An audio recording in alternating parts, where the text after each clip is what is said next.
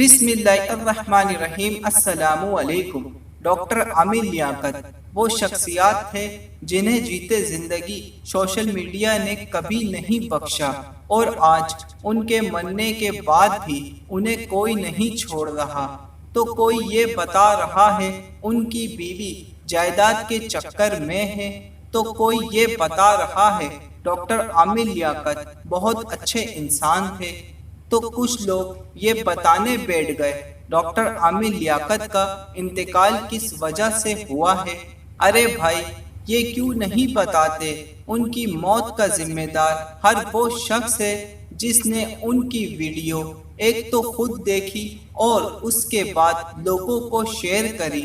جب وہ زندہ تھے تو ان کی غیر معذبانہ ویڈیو سوشل میڈیا پر اس طرح سے شیئر اور فارورڈ کی جا رہی تھی جیسے کوئی ثواب کا کام ہو۔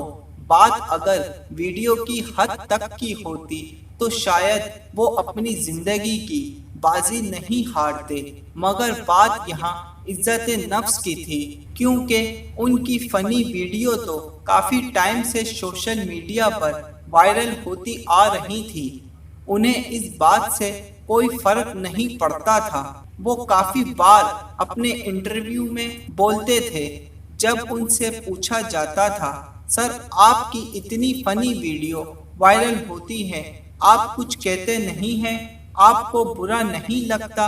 ان کا جواب صرف اتنا ہوتا تھا کہ ٹھیک ہے، لوگوں کو مزہ آتا ہے، لوگ خوش ہوتے ہیں، ہونے دیں۔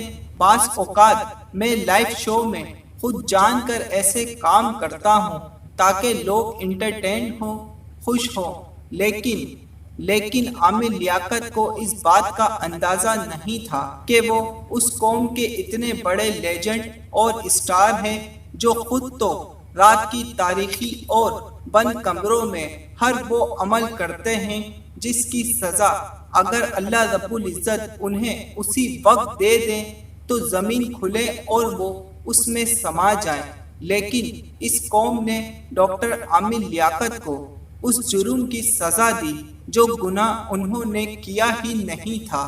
میں آپ سے سوال کرتا ہوں، ان کی جو بھی ویڈیو سوشل میڈیا پر وائرل ہو رہی تھی اسے دیکھنے اور شیئر کرنے والوں نے ایک بار بھی یہ نہیں سوچا کہ وہ اپنے گھر میں اپنے بیڈ روم میں اپنی بیوی کے ساتھ ہیں؟ ویسے تو اس عورت کو بیوی کا نام دینا ہی نہیں چاہیے مجھے، کیونکہ کوئی بھی عزت دار بیوی ایسا کام نہیں کر سکتی۔ لیکن بات یہاں پر تھوڑی سمجھنے کی ہے۔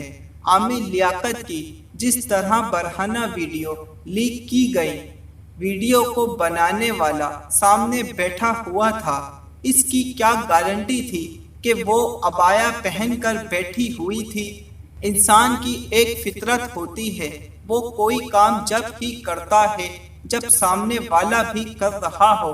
صرف عامر لیاقت ہی برہنہ نہیں تھے، اس نے اپنی ویڈیو تو بنائی ہی نہیں، لیکن ہماری عوام اس طرح سے ایک دوسرے کو ویڈیو شیئر کر رہے تھے جیسے عامر لیاقت اپنی بیوی کے ساتھ نہیں کسی اور عورت کے ساتھ ہے۔ اللہ تعالیٰ نے قرآن میں فرمایا ہے، عورت مرد کا لباس ہے اور مرد عورت کا لباس ہے۔ میری یہ ویڈیو اگر کوئی شادی شدہ دیکھ رہے ہوں گے تو وہ اس بات کو اچھی طرح سمجھتے ہوں گے کہ عامر لیاقت اس ویڈیو میں اگر اس طرح سے اپنے گھر کے کمرے میں اپنی بیوی کے ساتھ بیٹھے ہوئے ہیں تو یہ کوئی گناہ کی بات نہیں ہے۔ گناہ تو وہ تھا جو ان کی بیوی نے کیا ویڈیو لیک کر کے۔ ڈاکٹر عامر لیاقت ایک بہت بڑا نام تھا، وہ کوئی عام شخصیات نہیں تھے۔ انہوں نے پاکستان کے ٹیلی ویژن پر ایک ریکارڈ قائم کیا، لائیو ٹرانسمیشن، وہ بھی اتنی لمبی کرنے کا جو کہ وداؤٹ اسکرپٹڈ ہوتی تھی۔ رمضان ٹرانسمیشن افطار سے صبح سحری تک کرتے تھے۔ ہر شخص کے بس کی بات نہیں ہے یہ، اور بھی جو اللہ نے انہیں عطا کی تھی۔ ویڈیو کو یہیں پر اینڈ کرتے ہیں اور ان تمام لوگوں سے گزارش ہے، عامر لیاقت کو تو پاکستانی قوم نے کھو دیا ہے۔